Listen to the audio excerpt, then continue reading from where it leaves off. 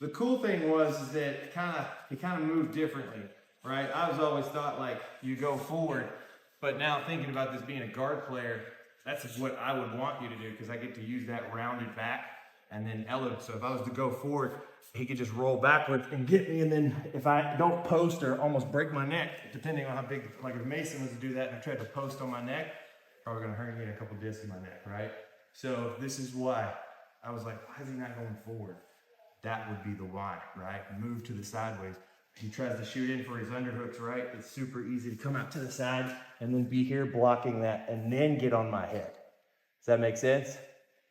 Right? So what we're gonna do here at this point is usually because they don't want me to get down here, this is where the leg is gonna come out and he's gonna try to go half guard, right? So I'm here and I'm starting to come up. This leg's gonna come out and he's gonna get me into half guard.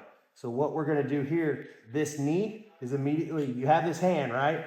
You don't have to block this knee anymore. You have this hand that's there. He may be trying to push up on you or whatever, but it's easy to get that out of the way. This knee here is gonna immediately shove up to the armpit, and that's where your head's gonna switch to the other side and go across him, okay? So again, we're here. I don't have to block this anymore. So I can just put my hand on the elbow, put it out to the wrist, but immediately put this knee right here into the armpit and come across, reaching across and getting my cross face, getting that shoulder, okay?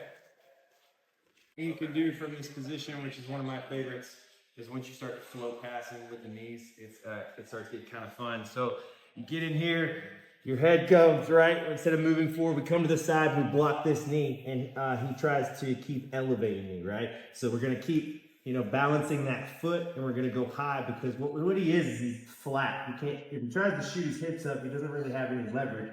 So at this point, once I get here and I'm gonna bring this knee right through into the ground. So obviously you can see it's easy at this point. You can start peeling these off, stepping on around. You can just smash here and make them very uncomfortable. A lot of times these guys will wrap in and kind of keep this this saddle or false reach, and really with their knees close together, they don't have a lot of leverage. Just don't let them reach out, grab their ankle, and pull it to the face, okay? That's really all you gotta worry about there. Keep that underhook, right? You can just smash, kind of easy to smash their feet down and start getting around them. Some of you guys, big guys, go to cradle. It's all from here. And all you have to do is just keep bringing this nice and high if he tries to elevate you, right? And then you could set it right down into it, okay? Now, once we get to this position, this half guard position, and we're pulling in nice and tight, right? Now, they're either going to frame right here, which is completely fine. You can push this up. You can push it down and wait and bait the underhook, which is personally what I like to do. Because once they start to underhook, you can do the exact same thing. Your knee is still up under here. You're pulled in nice and tight.